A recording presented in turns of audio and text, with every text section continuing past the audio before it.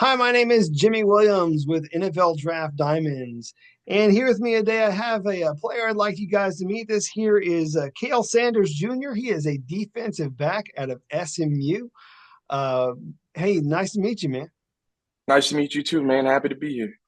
So, a part of a great season for SMU, and obviously, man, I want to get a chance to meet one of these Mustangs who had a fantastic season. So, CJ, go ahead, man. Introduce yourself and let's get going. Hey, my name's Cale Sanders. I'm an athlete. I spent 2 years at SMU and 2 years at Fresno. And 2 years at SMU were very eventful. Broke history, made history the first year, won a championship. Made history the second year, went to the playoffs. Man, it's a blessing. Cool. So let's walk through this journey of yours, man. Obviously, you've been at this for a while. You've been playing football for a long while. How take us back? The furthest you came in. Like, how long have you been playing football? So the funny thing about that question is it's all on YouTube. You can watch from when I was 8 years old till now. But I've been playing since I was eight. You know what I'm saying? I played a year, and then after that, I was coached by my dad. And Little League Menace. Like I said, it's on YouTube. Want to watch it? Um, and just been an athlete ever since. Utilized in a lot of positions. I even played outside linebacker at one point in high school, and I'm getting sacks there too. But just a lot of areas I played in. Cool. Uh, I know you have gotten at least one sack to your credit in college, Yes, sir. but definitely not something that we typically see you doing. But anyways, let's talk more about the beginnings of you, man. I got in my notes. Uh, you played at New Caney High School in Porter, Texas. And I was looking at that roster, man. That was a star-studded roster of athletes Hmm. coming out of New Caney. Played with Dwight, who's currently on the Vikings. Hmm. Also, a guy in Zion Childress went on to play at Kentucky. Is also in this draft class. Bro, that had to be an awesome team to play for, man. Talk to me about It it was 100%. So my dad had a vision, and we all played on the same little league team.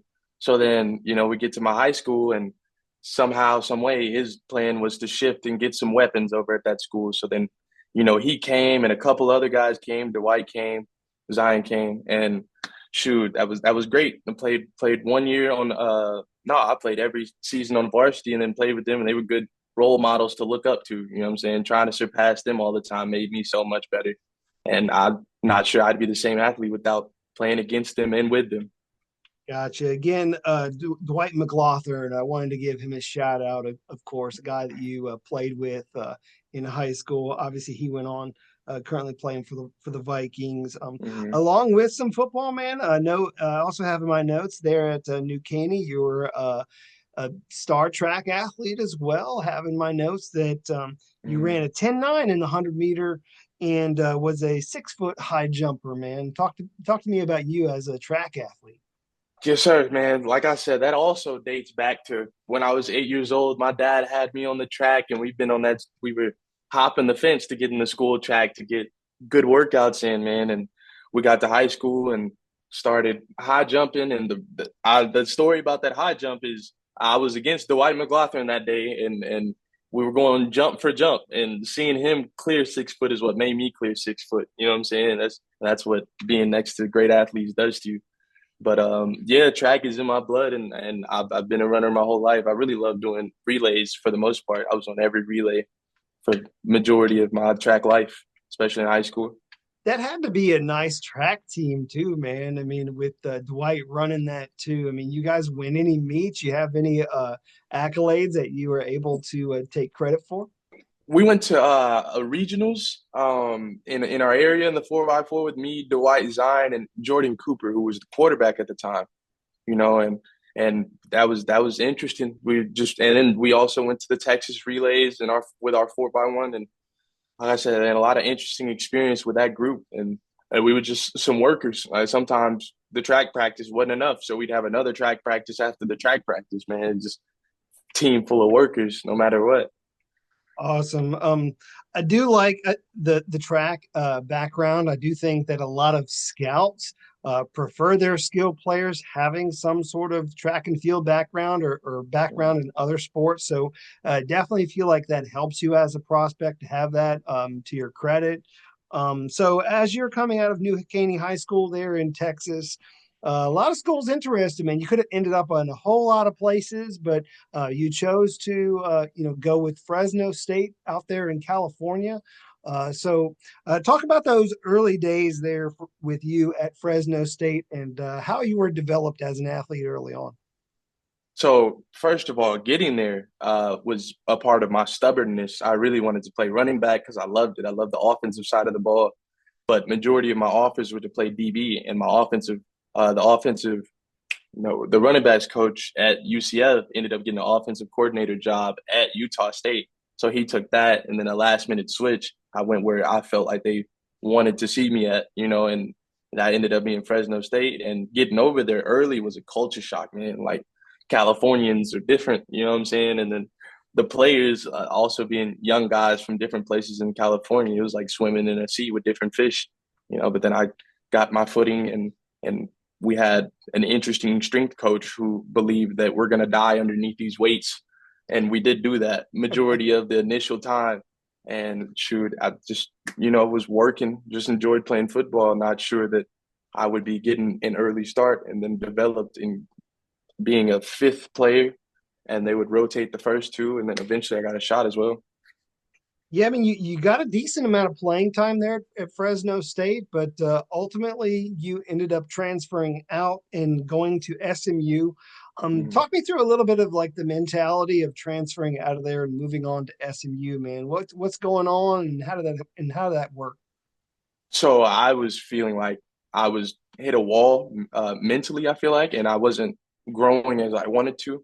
So I was talking to my dad about it. He felt like a shift in, schools would be a great opportunity. So I jumped into the transfer portal, and the coaches from Fresno, SMU came to Fresno to see me. And that was strong and getting my attention.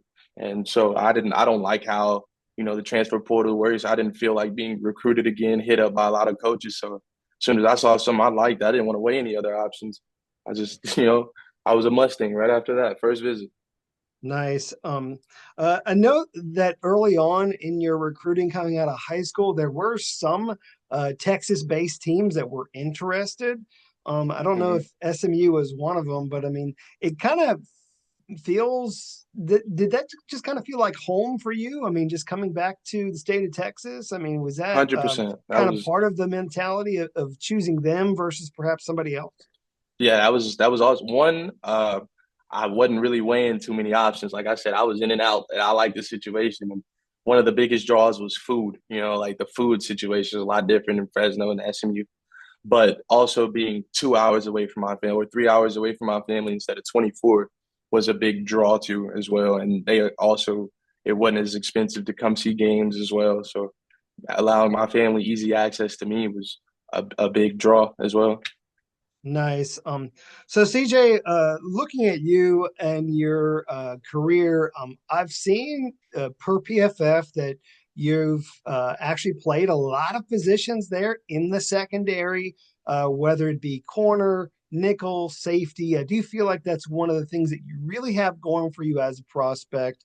But give me your opinion as to what makes you a unique athlete in this year's draft. 100% big draw is the versatility and then the willing workerness. Like I don't feel like everybody has the mindset that if I'm thrown in at somewhere else, I'm willing to do whatever it takes to get better at that spot and then surpass whatever I expected, to do as well. So like when I got here at SMU, I expected to play corner, and then I got moved to nickel. Nickel was unfamiliar, then it became familiar, and then like I said, kept growing and got better and better. So I think the ability to be dropped in at any position as well as special teams and be willing to give 110% is not something that everybody's willing to do. And that's something that I really pride myself on. I'm going to outwork the next person. And it's hard to, if you are outworking me, to stay outworking me because I'm probably going to take something from you and use it against you. You know what I'm saying? Gotcha. I got in my notes the way that I wanted to describe you. A very aggressive player with good lateral movement and speed. And again, we talked about the versatility, a guy who can be plugged in immediately on special teams and then can float around a little bit there in that secondary. Um, again, when we're looking at the your time in college, playing at Fresno State and SMU, what was the main difference in those defenses, man? I mean, can you talk through those a little bit and how they were executed on a regular basis? For sure, the heavy difference is the amount of man coverage. At Fresno, I don't we it was straight man for the most part. Like we're man, man, man until we die, and it doesn't matter even what the scoreboard is. We could be up 3, 4 scores. We are still playing man football. But SMU, we go up a couple scores, we're gonna go into zone more, and we're gonna mix it up. But if it's a tight ball game, we're gonna go man more, and then we're gonna send a blitz at you. And if you get behind the chains, them. So it was more of a versatile, I feel like, defensive playbook at SMU than it was at Fresno. At Fresno, we're man, and you better do something about it. And we believe we got better athletes. You know what I'm saying? And with also Evan Williams, who was on that back end, like you throw it deep, we got a ball hawk there too.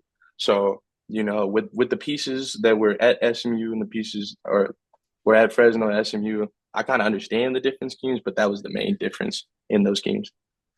Yeah, I mean, you kind of have to make sure that you understand the personnel and Hmm. what they are able to do. I mean, you talked about the safety that locked things down there for Fresno State, and then of course a lot of great talented players at SMU as well. Bro, let's talk about some of those guys real quick. Let's name drop some more people because I know there's been a lot of people part of your journey. Who have been the most impressive teammates for you over the years? Okay, this is easy. I know exactly. So Jonathan McGill, for sure, one of the most impressive, just with his ball knowledge. I think his ball knowledge is the most extensive that I've ever seen from a player ever. Isaiah Wokobia with his toughness was ridiculous. I don't think I've ever met someone who may be close to the same level of toughness than me, and he may be a little bit above me. It's hard to give him that. And then Kobe Wilson, along with Ahmad Walker, those are the most athletic linebackers I've ever seen. They're gonna get north and south, and they're gonna come smash your teeth in. And then we got a lot of D linemen that are amazing. We had Jared Hudson, Elijah Roberts, big freak, um, as well as who else was out there? Mike Lockhart. Like we just had the most athletic big guys you've probably ever seen, and those guys really impressed me, as well as Kevin Jennings coming in as a young guy and leading the team and setting the culture that we can trust him. You know what I'm saying? And him coming through when we needed him. Every time. Um, and Rashard Smith, how can I forget the one who's going? I'm thinking I'm the fastest player on the field. If you take a bad angle, you're gonna find out how fast he really is. You know what I'm saying? And those are the main guys that impressed me. Along with Charles Woods, his man coverage, I liked how smooth he was.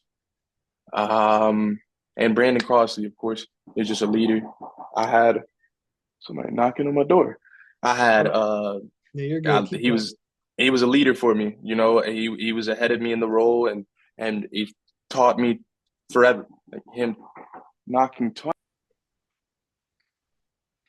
So really a lot going on for SMU this year. I mean, a lot of changes really, really, really just from the start. I mean, you guys moved to the ACC and a lot of doubters there at first, but obviously, buddy, SMU, they rose to the challenge.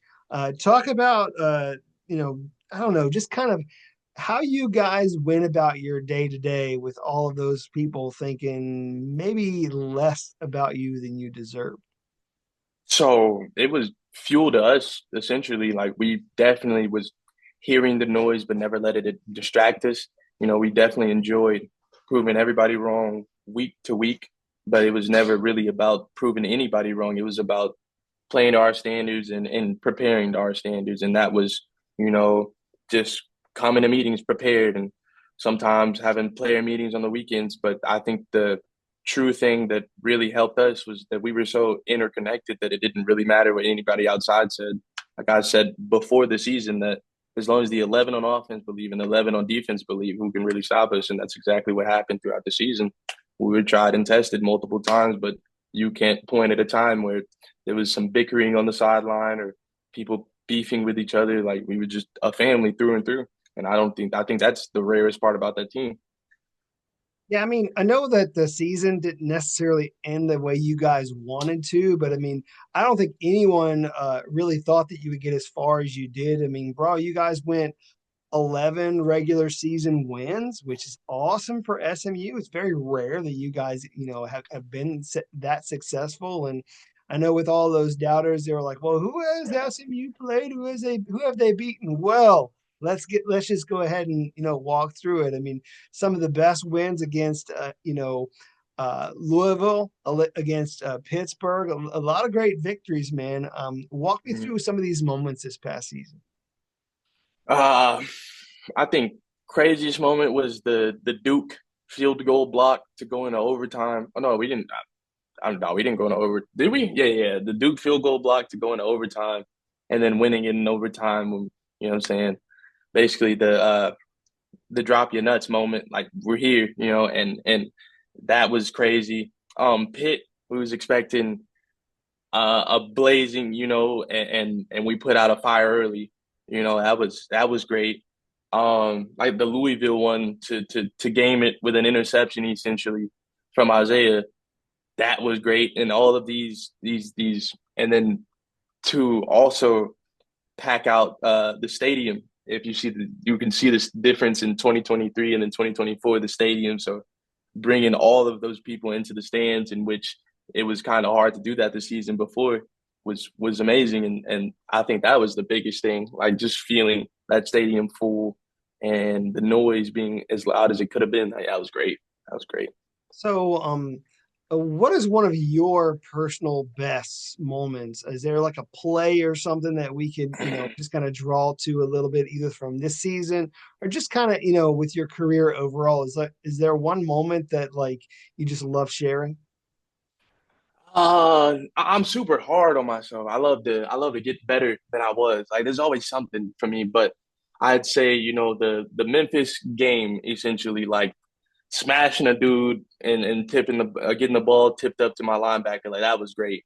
And then the to run him down on the fade ball and then look inward inside and then flip my hips and then play through his hands on the way down, in a memory that I can't, like, it all happened in a split second, but it's all like, if that doesn't happen, that is an explosive and that's big in that game. But then I come up big. And then another play on the sideline, apparently they didn't believe that was supposed to happen. So they tried it again and it didn't work twice. And that is for sure a moment I can point at where I was in the zone. Like it just felt untouchable, felt unstoppable. And that was like superhero stuff on a football field. Nice. I mean, obviously, had a lot of great moments out there, and I know the coaches and the recruiters, they do an excellent job of putting together the team there for SMU. So, I mean, who's to say you guys can't, have a repeat performance, if not better, next season? So, certainly something to look forward to. CJ, I know you closed out your time as a collegiate athlete and then moved from there to the College Gridiron Showcase in Texas. And so, talk a little bit about your time there and what you were able to experience. So we got to experience first of all, us getting, you know what, um getting to participate in getting to move around and show your abilities in front of scouts was a great thing that they provided. And that's something that I took full advantage of. Got the opportunity to talk to some scouts and got a learning experience from that, as well as, getting to show versatility and movement. And like we were saying earlier, the perimeter drill that was essentially like screen drill. So they got to block you. So I got to show, I'm gonna run in there and put my helmet on somebody else's helmet, and that's great. But then the one-on-ones went well, and that was the main focus. And I was very happy with how I performed. And I think I for sure raised some eyebrows that day to at least, get to take a deeper look. And that was something they provided, was you to perform in front of scouts. And I think I took it full advantage of that. And I enjoyed it. Nice. So, what are you doing right now as you're preparing for pro day? Uh, Training 3 days a week and recovering the other four. And I had to make sure my math was right on that. But Yeah, man, essentially just taking care of my body, transforming from a football player to a track athlete, go from a gladiator to a fluid runner. And that's the current task. And I'm attacking it 110. That's all I know how to do. So what are we going to expect from Mr. Cale Sanders Jr. at his pro day? Like, you got some numbers that you're trying to obtain, or what? 100% I got some numbers I'm trying to attain. And I think where I'm at right now would raise some eyebrows, but I can't wait to see the finished product. I'm going sub 4.5. I'm going to jump above a 35. I'm going to broad jump above a 10. I'm going to get more than 10 reps on 225. I'm going to raise some eyebrows after these numbers are entered and associated with me. Yeah, I know some people like they have like certain target numbers, but I do feel like you are a guy who is going to check a lot of boxes on some of like what people want to see from a guy of your size, with some of these other drills, that you have going on. So certainly has the speed, has the aggressiveness, and can be utilized in a lot of facets. Um, do want to get a chance to meet the guy under the helmet. So go ahead and share a little something about you that maybe not everybody knows, whether it be some fun fact or an interest of yours, or buddy, anything that you want to share, man. Go ahead and give us something. I think something interesting that people don't know is I'm the oldest brother to three sisters, and the main inspiration for me is just to inspire them. Like that's what I love doing. If I was doing it just for myself, I'm not sure I would. So that's my purpose, is to inspire them and show them you can do whatever you want if you're willing to put everything into it. And yeah, no, I'm really an uninteresting guy. It's like the work. I play the game on my free time, but pretty simple person. Like, it's just keep it simple and keep the main thing the main thing. And the main thing I want to do is play for a long time. Gotcha. I want to see if I can throw a couple of fun questions your way. Usually just the quick one word or one sentence answer. So, Okay. as a kid, you're growing up, maybe 8 years old or something. Uh, Favorite cartoon growing up, man? That's a great question. That is a great question.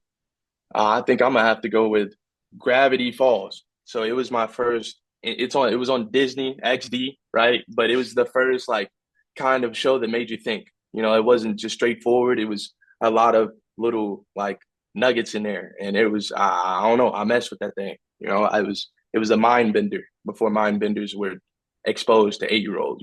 Right, right, right, right. Favorite breakfast cereal, if that's your thing. We're going we're going cinnamon toast crunch. Can't beat it. The over amount of sugar that's not supposed to be in something is amazing, and I love it. I have no shame in it. No, no, no, it's fine. Favorite cheat meal. Cheat meal. We're gonna have to go with the Whataburger. Wow, I still put a timer. We're gonna have to go with the Whataburger chicken strip sandwich. 10.99 after a game. Every time a New Caney High School home game was over, we're in the Whataburger parking lot. Nice. Uh, is there perhaps a celebrity that you love an opportunity to meet, whether it be an actor, athlete, musician? I don't know who that would Hmm. be, but I mean, you have a couple of people you're a big fan of. Ah, big fan of. Nah, man, I don't idolize people. Like I like what they do, but I'm not sure if I want to meet them people. It might take away what they do. They don't know their character. But Yeah, people say never meet your heroes. You know what I mean? yeah, Uh, 100%. But I love to meet Braun and and take something from him. Especially about the recovery aspect of it. You're 40 and you're still dominating. Please tell me how. at the very least, to shake a dude's hand, you know. 100%. Definitely 100%. would be a great moment. Who do you think's doing it at the most elite level in the NFL right now that plays your position, man? Who you think is the guy? Tyrann Matthew. I think that, you know, they probably came in like, oh, he's undersized, oh, he's this, and then consistent production. Like, what can you say when a guy's producing? You can't still call him undersized. You can't still give these knocks when the results are what they are. I love that. I love how also fearless he is, like just being very aggressive at a small size because it's not about the size, it's about the heart. Gotcha. So I know maybe perhaps some people are looking at you maybe in the same light, when they think, well, this guy really isn't as big. And so, I mean, if we are more or less comparing you to a player, I mean, hopefully that Teron Matthew, Honey Badger type comparison will hold up. You know what I mean? But no, man, definitely a good player to Mhm. aspire to be. Um, uh, DJ, I know we've been at it for a while, and obviously we're at the time where we need to sort of wrap things up, man. Obviously, you want to get the league, you want to get drafted, maybe play alongside some of your, favorites growing up or currently, of course. So go ahead and talk to the rest of the scouts out there, man. Tell them why you're so special, and close this Uh, up. 100%. What makes me special is you're not gonna get a harder working person. You're not gonna get someone who's ever satisfied. I've already experienced getting to a point and then feeling like you've made it and then understanding what results come after that. So, you're gonna get somebody who's hungry and who's gonna stay hungry until I can't go anymore, essentially. And you need someone like that as well as a willing special teams player, a willing everything player. It doesn't matter. Just put me somewhere and it'll be production from that spot. I don't think that I think that's what truly separates me is like just a worker through and through. And then the ability to be knowledgeable and understand and learn quickly. And then, like I said, be useful early. So whatever use is needed and I can plug, I will plug it well, like flexi tape. That's a fun little comparison there. A guy who could be the glue or whatever you need, obviously. So Mm-hmm. cool, man. Well, it's been great talking to you. Want to wish you all the best moving forward, and I know you got a lot going on. All right. Yes, sir. I appreciate you for taking the time. Sure. Once again, I got with me Cale Sanders Jr. He is a defensive back out of SMU. Certainly a guy to check out this draft season. Thanks. Thank you.